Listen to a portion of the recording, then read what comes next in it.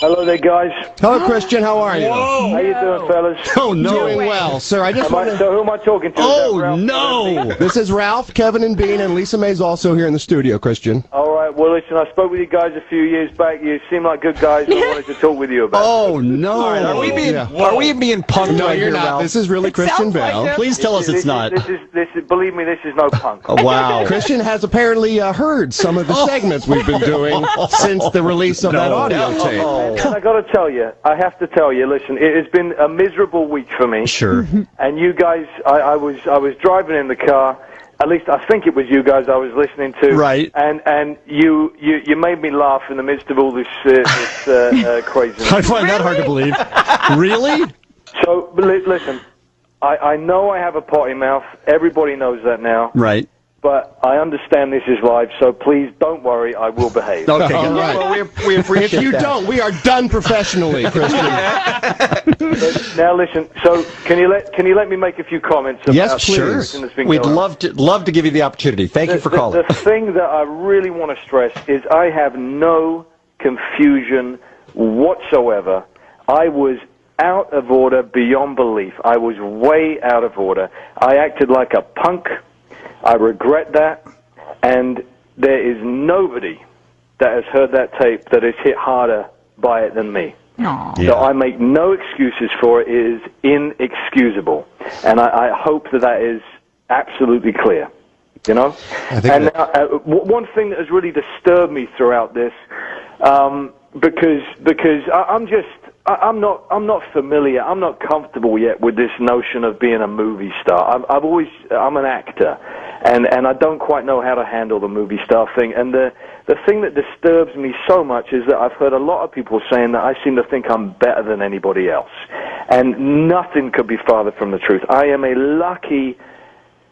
I don't want to swear. I'm a lucky SOB, right? What I do, I never forget that, and that is why I put so much into what I do, and why I care so much about it, and why sometimes that enthusiasm just goes awry, you know. And please, if anybody ever sees that I really am thinking that I'm better than anybody else, stick a fork in my backside, yes. Turn me over, I will be done. That is not me, you know? Well, I got to tell you, we were giving you points for the length of the conversation, because I would have run out of energy in about 30 seconds.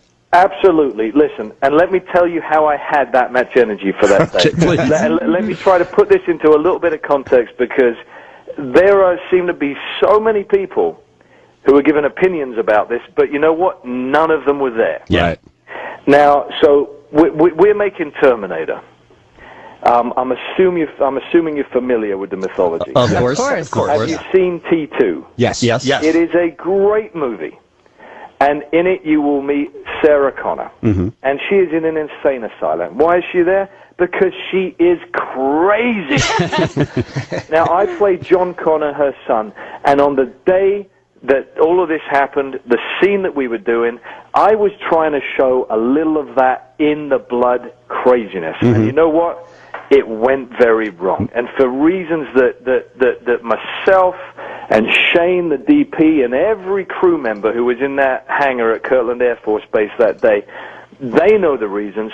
I got annoyed, and then what happened, I made it ugly. And that was awful of me. I took it way too far, and I completely mixed up fact and fiction. I'm half John Connor, I'm half Christian there, and we've all heard.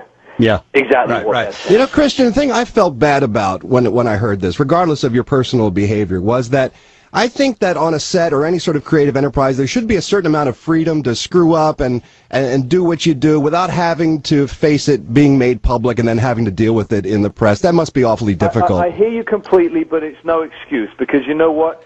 That confidentiality, that trust, is really not there for covering up bad behavior. Right. That is there, and it is essential.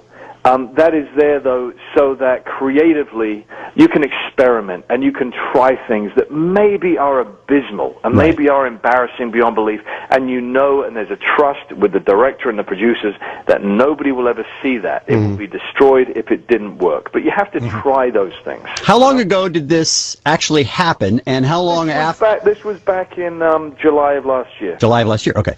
And how long was it before you've talked to the DP now? Oh, listen. I've not only talked with him, we have resolved this completely. That very day. Oh, wow. We kept working for a number of hours. Listen, when I'm saying I'm not coming back on that set if he's still hired, you know what? It's hot air.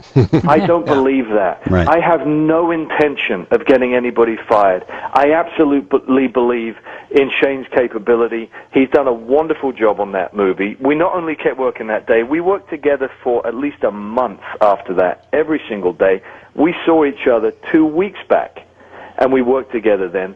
Everything is resolved between us. There is no problem whatsoever. Is it He's weird? done a great job with it, and I really want through this that in case anybody is considered he's not doing a great job, I want everyone to know I've seen a rough cut of the movie. It looks fantastic, and he has done a wonderful professional job, and I don't want anyone to have a misunderstanding about that. I am really looking forward to this movie. It does look fantastic. Well, and I appreciate that because so many people, not just me, not just Shane, so many crew members have worked so hard on this movie. And a really important point that I want to make is that, hey, I know a number of people are going to be thinking they don't want to go see the movie because they think I'm some kind of prima donna or something. Right. It ain't that. It's just maybe sometimes I care too much about the movie. But, it wasn't just me. It was Shane, the DP, the director, the other actors, every single crew member. Everybody worked so hard on this movie. And please, I'm asking people, please do not allow my one-time lapse in judgment, my incredibly embarrassing meltdown to overshadow this movie and to have all of those people's hard work go to waste. It is just too great a mythology for that to happen. And one other thing is, go ahead. A lot of people have said I'm being a bully to this guy. It's an insult to Shane. I couldn't bully that guy if I tried. He is a big guy. He is much bigger than me. He's an ex-friggin' football player. I mean, this is not Little Orphan Annie. Yeah. That I was going off on. Okay? Yeah. And the other point is, a lot of people have been talking nonsense about that it almost came close to being physical. It never came close to being physical whatsoever.